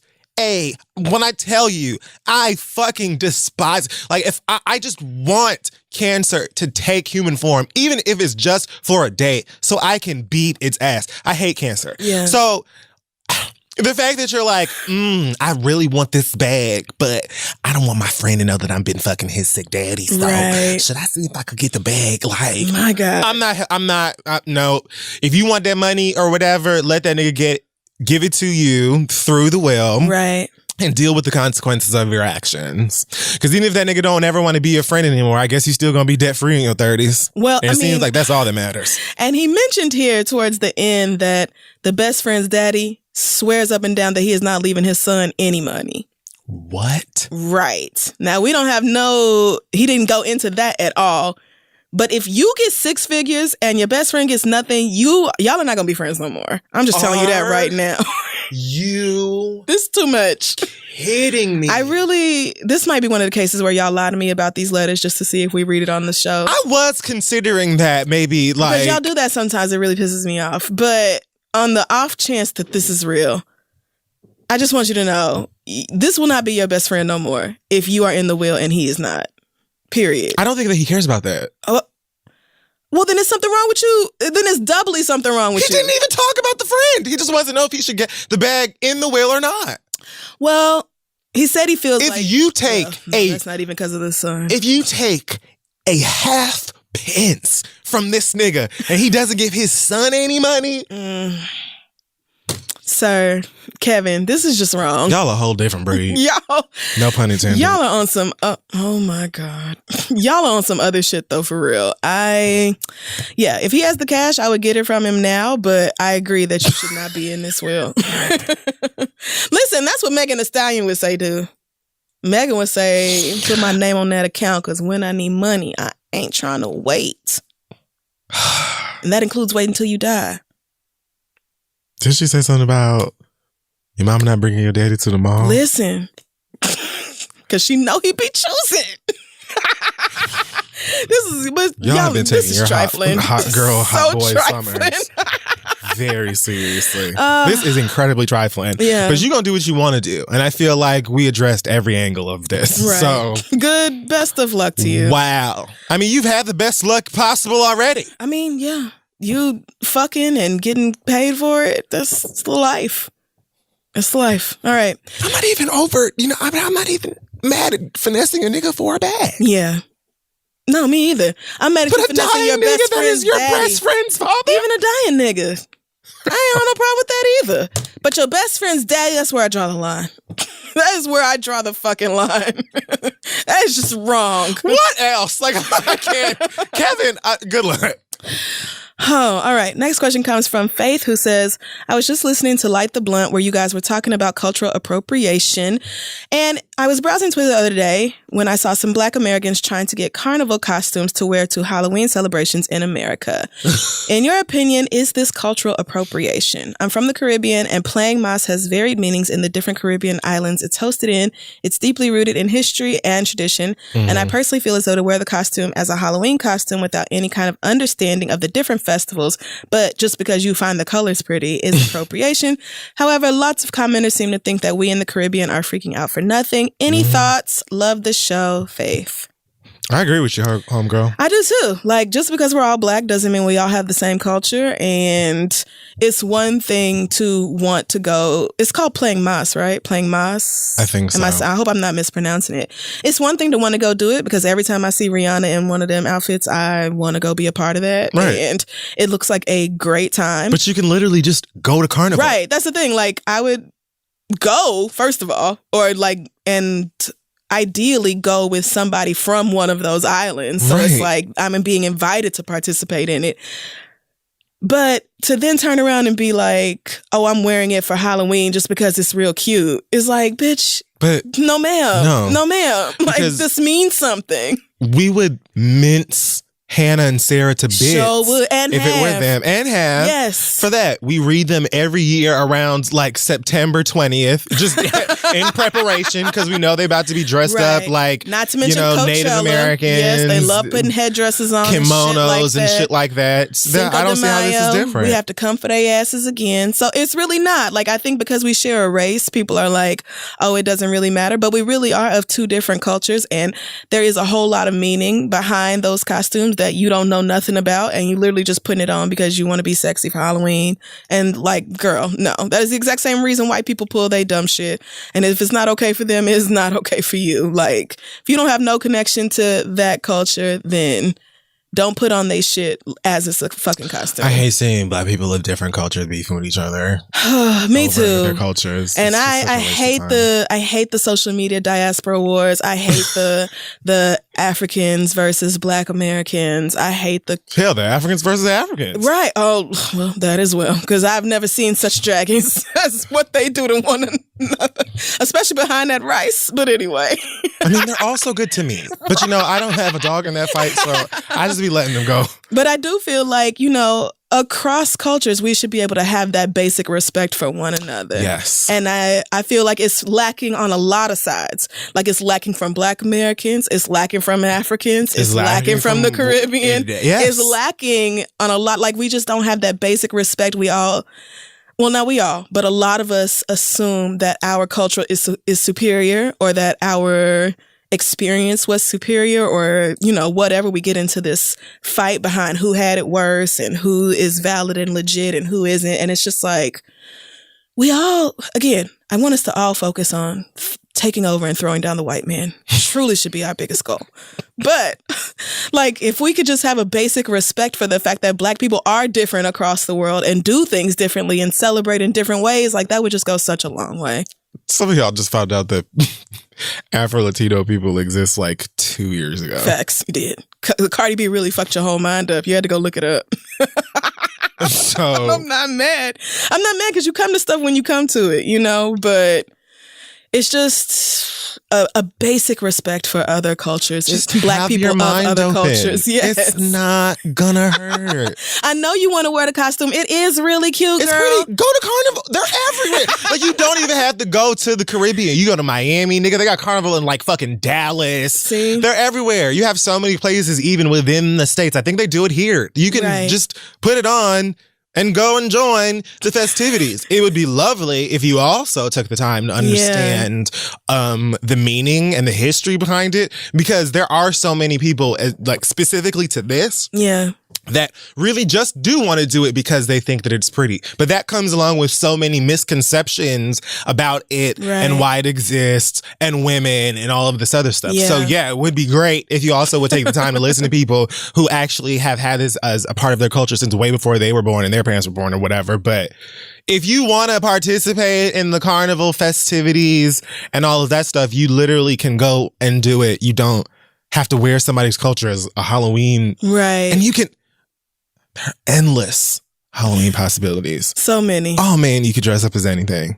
You really could. You don't have to wear somebody else's culture. Anytime I have talked about this on Twitter or Instagram or anything else, people are like, we would love for Black Americans to come be a part of this. We just want you to respect it and like know what you're doing before you take part in our cultural celebration. Speak out of your ass. Which makes total sense to me. I don't hear the problem. There's nothing wrong with that at all. So it's like, instead of being like, oh, I need to order me one of them outfits so I can stunt at my man's Halloween party, it could be like, I'm interested in knowing how Black people across the diaspora celebrate themselves and their culture and their heritage. And so I would like to go be a part of this, or even just watch y'all be a part of it. Mm-hmm. Because when I see like friends, people I know on their Instagram stories, I'd be like, so you bitches really put on these sexy ass outfits with some tennis shoes. So first of all, I'm already down. Yes, love it. And then everybody gets drunk and parties all fucking night, dancing in the streets. What the hell? Like, of course it looks fun. Like, it looks like something I would love to participate in and know for myself. But I'm not just going to put on the costume and be like, yeah, this is my outfit. I know tons of Black American people who participate in that stuff because it is a really good time and you're dancing and the energy is great. Yeah, niggas love dancing and drinking and having a good time. That is being outside and taking pictures. True, right. But just... take some time. You know, it could be so simple. And with the social media age and the internet having changed the world the way it has, you would think we would be like more willing to learn more about each other as opposed to more willing to find reasons to fight with each other. That takes work. You're right. And effort. You're right. And just people don't want to. All right. Last question comes from Linda, who says, my husband and I have been married for 2 years, but we've been together for close to 9. We're very happy together and we've decided to stay childless. We both have good careers and he's an amazing husband. However, his sister has been an ongoing issue for us. I'm not sure exactly what she has because the doctors are always re-diagnosing her and adjusting her medication, but she suffers from mental and emotional problems. And over the past 9 years, I've seen her constantly swing back and forth between being depressed and having violent, rage-filled episodes over the smallest things. Like once she shattered a glass table because she found out she wasn't invited to a party. I feel like I would do that. I'm not even lying. While I'm sympathetic to her and what my in-laws have to go through, I've noticed that my in-laws and my husband baby the shit out of her. She's 25 and she's never worked a day in her life and still receives an allowance. My in-laws do everything for her and give her everything. And they always rationalize it with, it's because she's sick. I know she has mental issues, but I also know plenty of people who struggle with similar issues and they are perfectly functioning people. That's not fair. She also has an inability to make any friends. Like she literally does not have a single one. While I think her mental issues are a part of it, I suspect that some of it has to do with her being treated like a spoiled baby her entire life. Whatever the case may be, the main problem is the way she's overly dependent on my husband. She depends on him for everything, and because she has no friends, she also depends on him emotionally. She texts him every day to talk for hours and tries to hang out with him constantly, but if he doesn't respond right away or cancels plans with her, she takes offense and flies into a rage. My husband is a busy man and regularly works 10-hour days, and it kills me to see him constantly stressed over trying to balance his own life and trying to be available for his sister at all times. I've had many talks with him over the years about having healthy boundaries with his sister despite her mental illness, but eventually the same cycle happens. My husband will try to distance himself for a bit, then she acts out, and eventually my mother-in-law will call him distressed because she can't handle it, so my husband has to step in to help. I've even tried to encourage her to make new friends, but every time she manages to make one, she becomes too clingy and ends up losing the friend. I don't know what to do. I've been understanding and patient for years, but it's getting to the point where I feel like my sister-in-law is a major burden on our lives. I keep hoping she'll get better, but I also don't think her family helps since everyone treats her like a precious jewel that always needs to be protected. There's some irony in the fact that we don't want kids, but we wound up with someone dependent on us anyway. I've even had thoughts about moving out of the country in the future so that we can finally be freed of her. It's that bad. I appreciate any advice. Thanks in advance. What did I call her? Laura? Linda, you're kind of being an asshole. You kind of are. Even though, like, your choice of language is really what's jumping out It's to me. yeah. Yeah, because if your sister-in-law is struggling with like severe mental health issues, calling her a burden is like the absolute last thing you want to do, because people already feel like they're a burden to their loved ones, and like, so it's just like making a bad That's situation often the worst already part worse. of it for me. See, yeah, that's like but at the same time, like, I really think you should be more careful with your language, but I also understand being frustrated by this situation. Right. So it's like there's something in the middle here that I think we have to find, but leave him. I just hope you're not, well, goddamn. Leave him, girl. This lady has been his sister 25 his whole life. years, right? So I don't know what you really want from me. You know, I don't know the extent of treatment for her or what y'all are doing to actually have her sit down with professionals and start the work in handling things better. I don't know what it is. I'm not gonna act like that's not going on. But if it is just so burdensome that this girl has issues that require her to have help from the people closest to her, and it just so happens that one of the people she trusts that's close to her is the person that you're married to. Like, if that is so burdensome for you, then leave him. She ain't your sister. But to me, like, I don't know what to tell you. I really, I sincerely don't. You know, it sounds like you've had the conversations with your husband. Sounds like you've had conversations with her. Yeah. Sounds like the in-laws know what time it is. But if you think they're about to choose you over her, leave him. I don't think so. Right.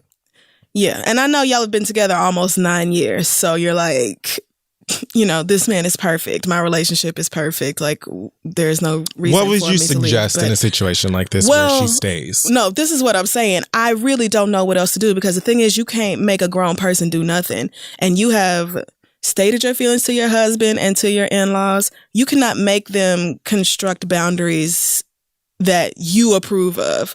And I don't even necessarily think your boundaries are what needs to take place in this situation. I don't know enough about this girl and what she's going through to say that they're babying her or that they're being understanding because she has issues that keep her from being able to fully care for herself. I just understand that you're frustrated because things keep happening where your sister-in-law is taking away from your relationship or causing strain and stress on your husband. Mm-hmm. So I think if I were you, I would sit my husband down and tell him that the strain is getting to you so bad that you're considering ending the relationship.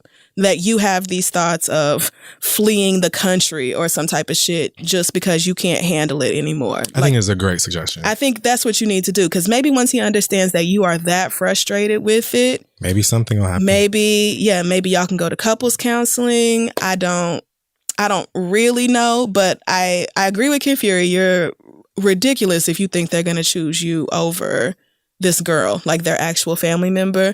And also that, I don't know. It's just like, I feel like we had this whole big conversation with Basia a few weeks ago about how mental illness affects people differently. And like you said, you know other people who have mental illness issues, but they don't act like this. But everybody is not the same. Right. Like, everybody is not going to react the same way. And everybody doesn't have the same diagnosis. So, so I just feel like there's so much empathy and understanding that I have towards this girl, but you also have the right to not be stressed out in your life. Which is why, again, I agree with you, because if she really wants to be free of this stress, she can leave. This is not her blood family. You can literally be like, I'm out if something doesn't change. Your husband got to be about as tired as you are in order for what I believe you want to take place. Right. I mean, because you said that he is like exhausted and you see him being like beaten down or whatever, but that's his sister and he doesn't know how to not show up for her, which is understandable. But she also included in here like a story that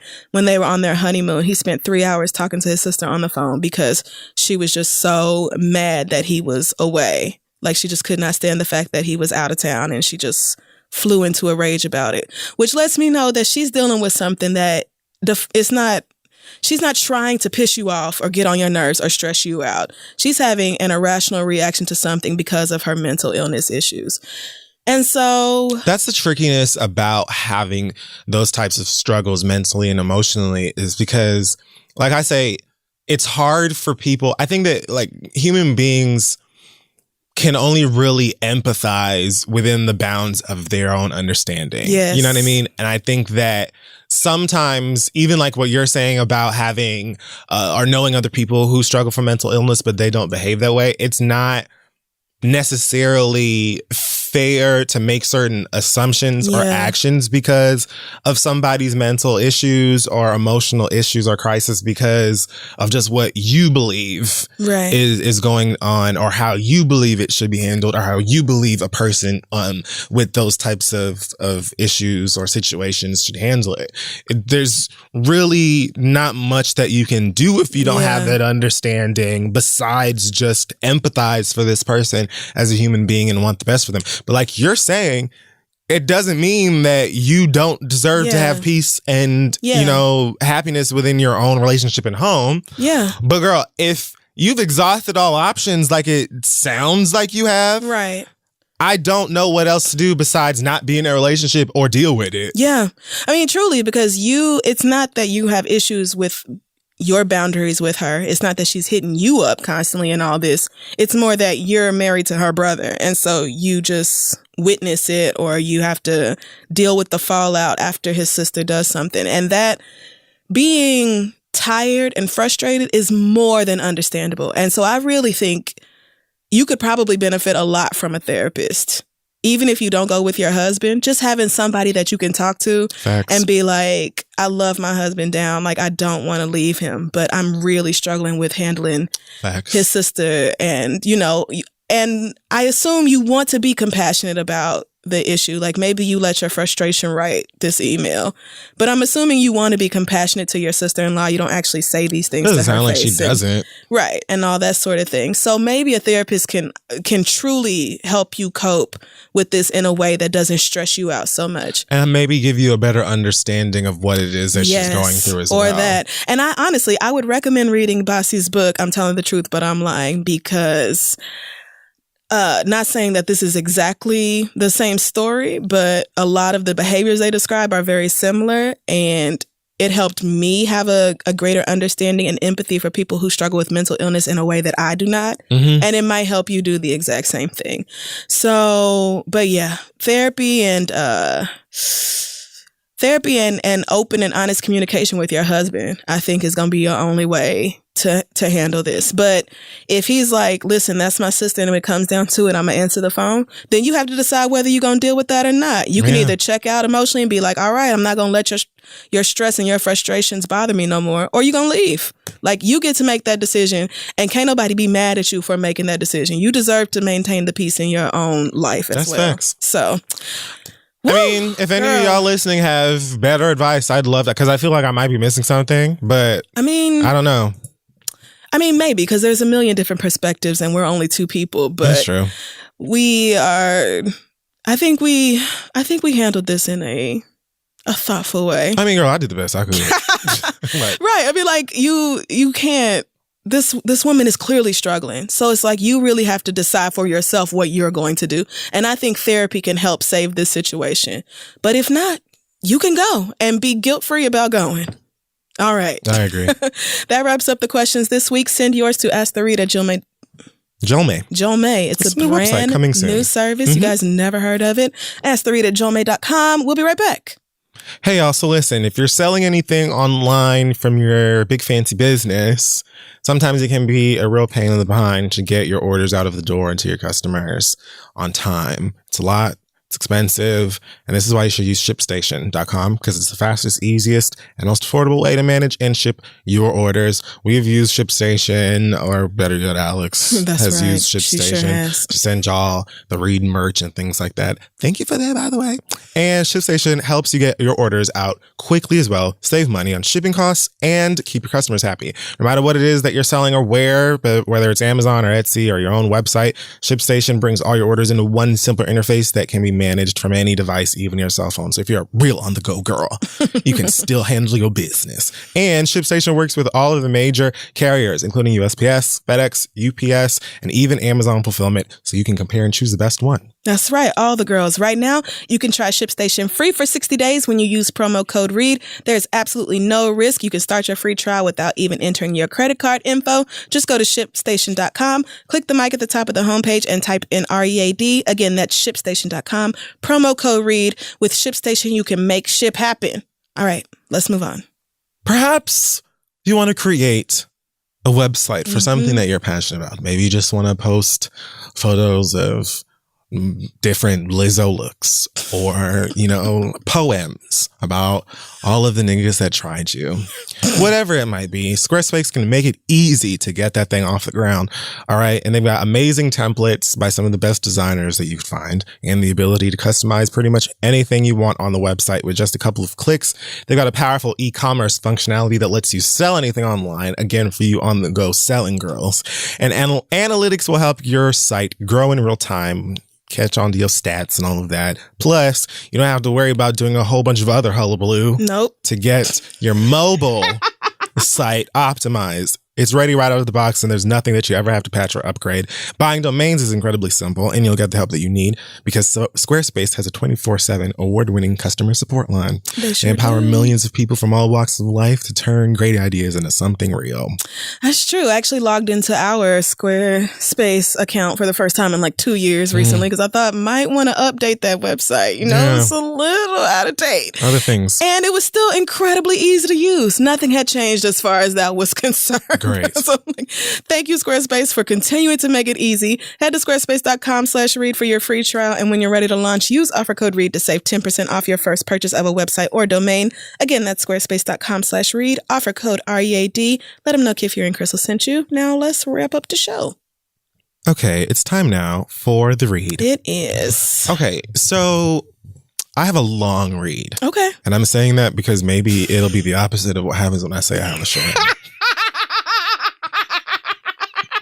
I doubt it, but okay. Two quick things. First of all, again on these chicken sandwiches. Now, Are you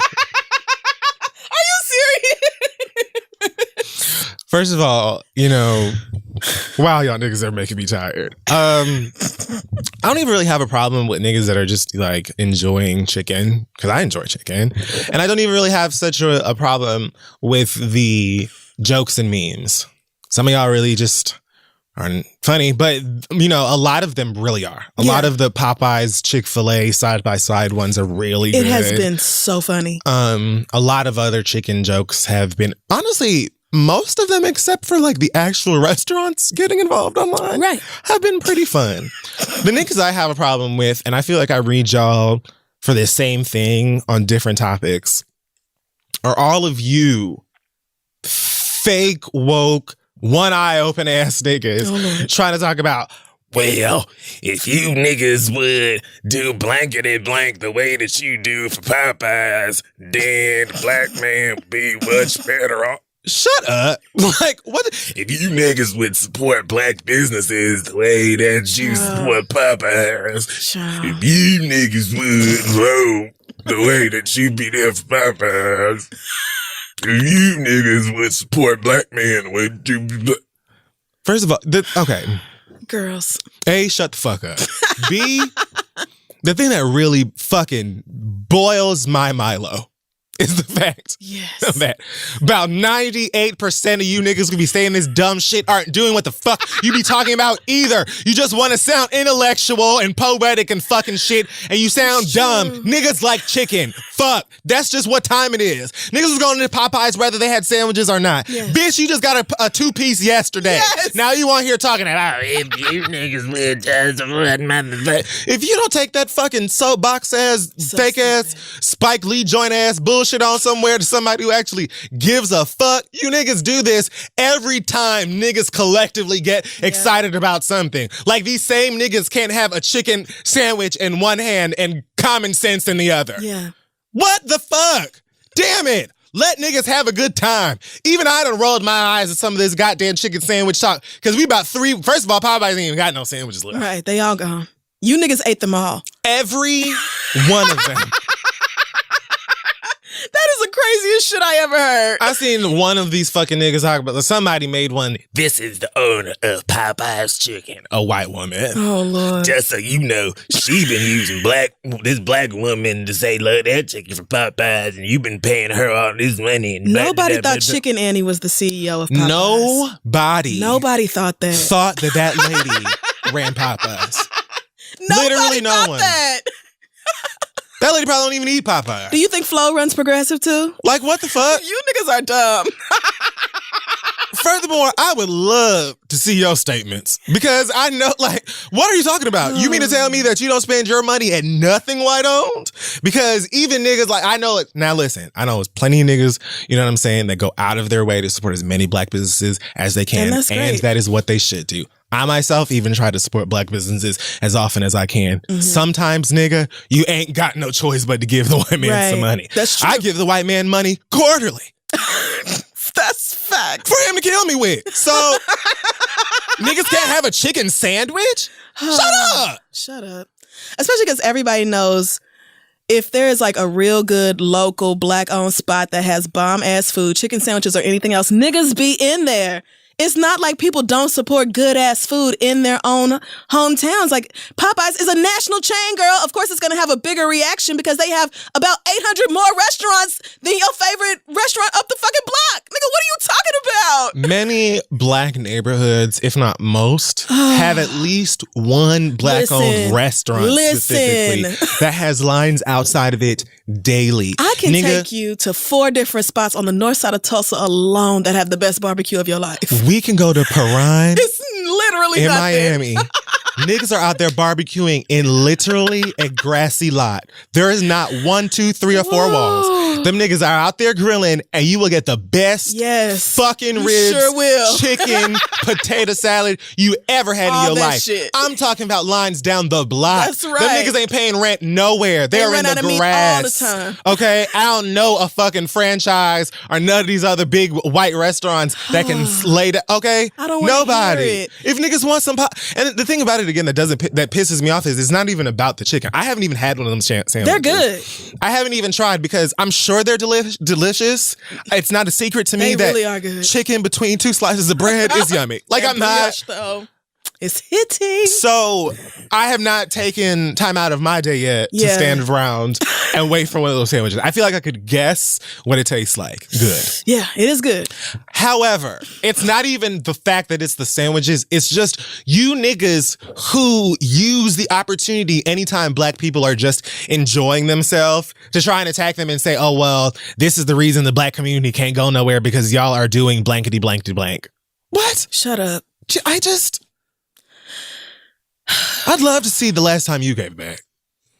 Ever. Because if you really cared, you could have been like registering people to vote like that one young man did. If you really cared that much about voting, you could have been out there doing something about it. That nigga didn't drive by Popeyes with a megaphone and was like, this is why the blacks can't have anything. Get your minds right. He just asked them if they, like, I don't... Are you registered? Would you like to be registered? Like, sir, I actually came here for a chicken sandwich, but sure, why not? You could have done that.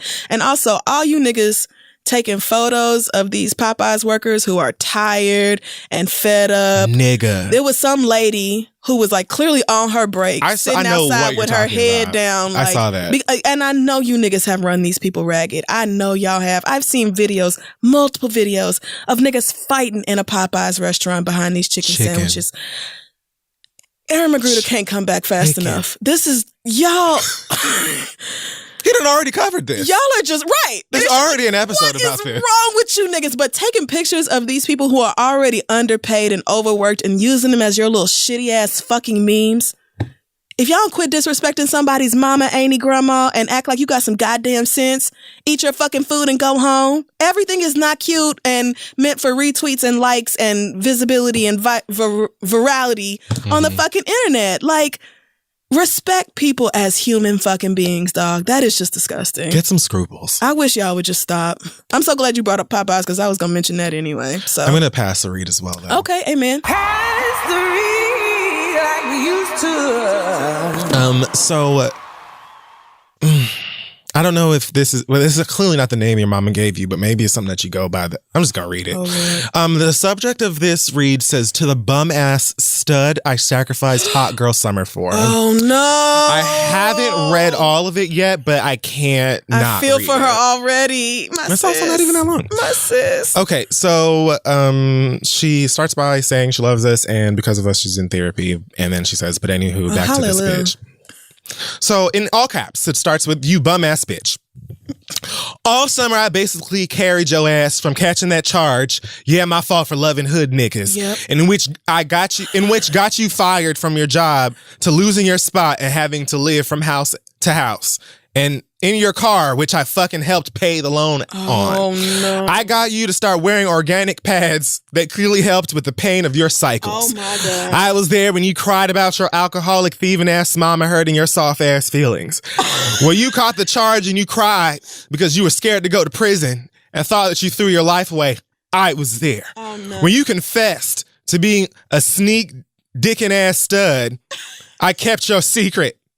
At least I have courage to tell people.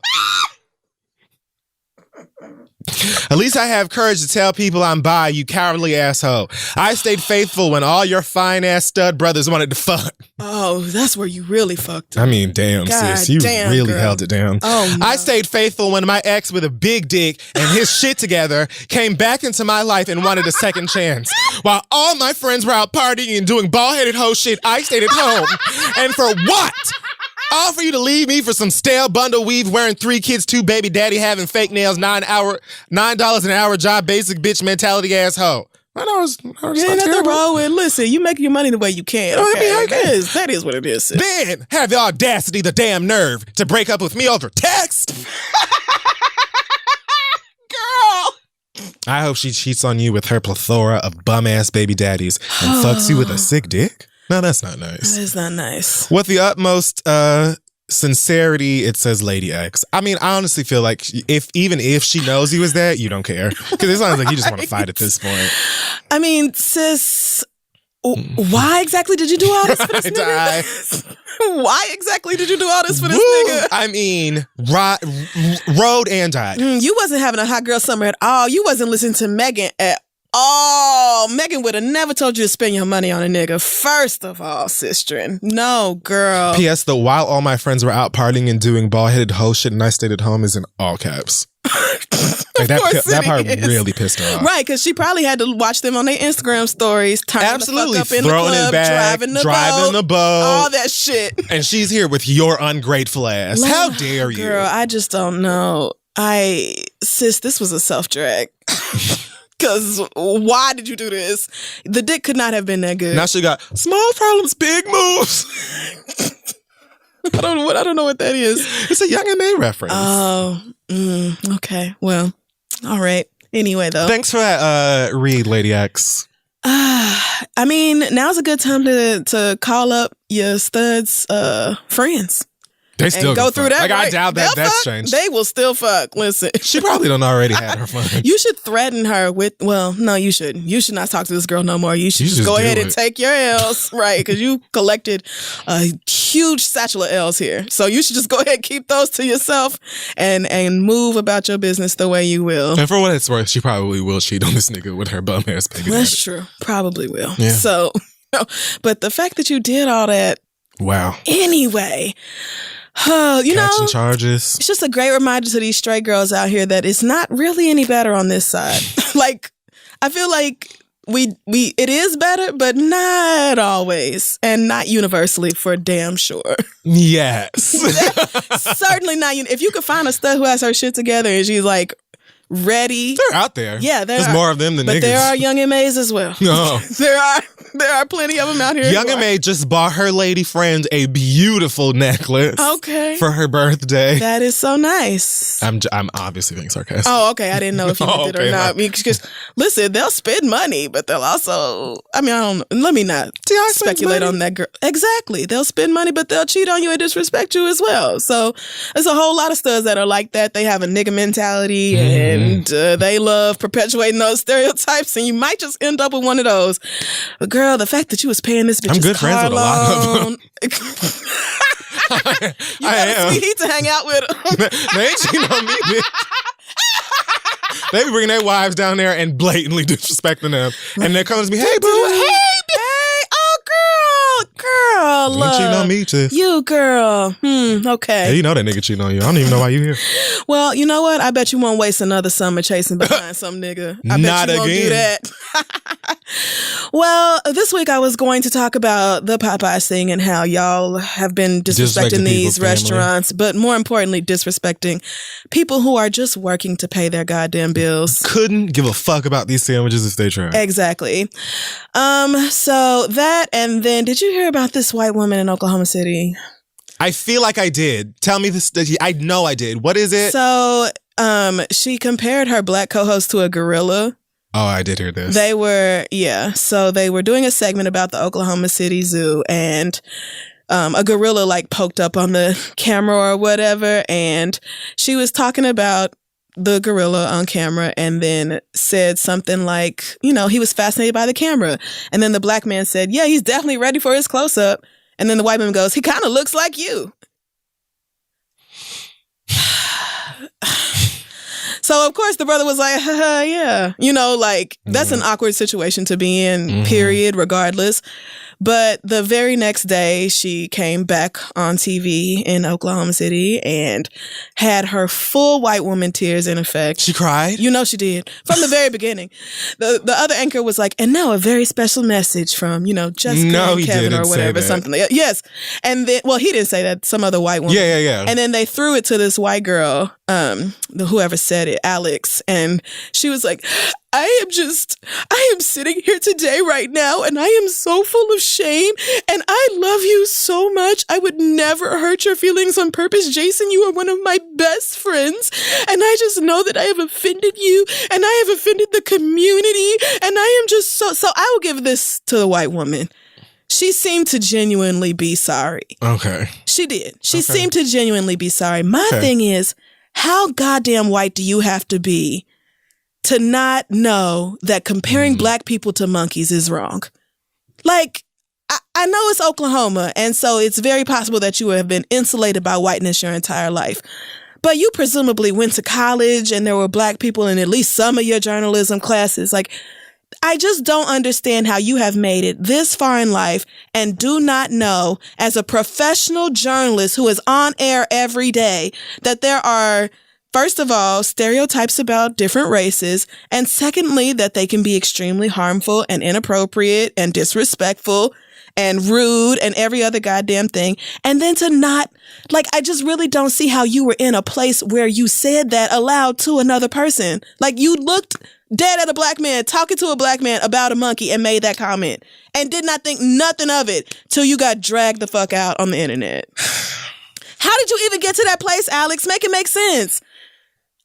Fine, you were remorseful. Fine. You issued an apology that seems to be genuine, even though the white women tears were so overwhelming. I really just wanted her to clear her throat and straighten herself out and then just spit it out.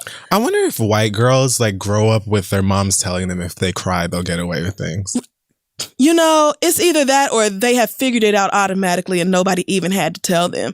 All they have to do is turn the waterworks on and immediately everybody's heart softens. Some of them are really good with like the on and off switch of it. Yeah, they are. And even this brother had to sit there, you know, on the couch and be like, you know, I accept your apology and I am glad you apologized. And, you know, we're very close friends and we talk all the time and blah, blah, blah, you know, all this other stuff. I'm sure there was a certain amount of like, you also now have to massage this white woman's feelings and show on air that you forgive her so that hopefully the rest of the niggas on Twitter will leave us alone about it. Like, I feel like he was probably under a certain amount of pressure there. I would have loved it even more if she was sitting on that couch by herself and just said what she had to say and left him out of it entirely. Like, don't bring the black man in to carry in some of the emotional labor from your fuck up girl. He already had to sit through the uncomfortableness of you calling him a fucking monkey lookalike in the first goddamn place. It's just like, because he you would have could been just wrong be if he better. wasn't like accepting of her. Yeah. Whatever. There's just no excuse in 2019 for a journalist to make that kind of remark. It just isn't. I don't care that you're from Oklahoma City and you've certainly been surrounded by white people all of your days. You should just fucking know better, period. And I'm so tired of y'all embarrassing me every time because it's my Instagram notifications and my Twitter notifications that are lit up with what the fuck is going on in your state? Why is everything so goddamn backwards? Why are people always saying something What the stupid? fuck are you supposed to do about it? Sis, I didn't invent Oklahoma. I don't know what to tell you. Like, shit is fucked up. It's racist. It happens all across this country every fucking day. But, you know, I think a lot of people only know, like, they don't have nothing else to associate Oklahoma with other than me. That's probably fair. Yeah. Like, Oklahoma and the bombing, tornadoes. Do y'all know anything other than that about Oklahoma? Probably not. Indians, maybe. And that's about it. So I get it, but it's like, I wish that people would just do fucking better. And there is no excuse for this woman and her dumb shit. Absolutely none. Bitch. And that's it. I'm done. Well, that about wraps up this week's episode of The Read. It does. Check us out at thisistheread.com. Recently updated, I'll have you know. Not that there's anything new on it. Okay. And at social media. .com. I'm ready to go to bed. At This Is The Read on every social media platform. Do we have any news this week?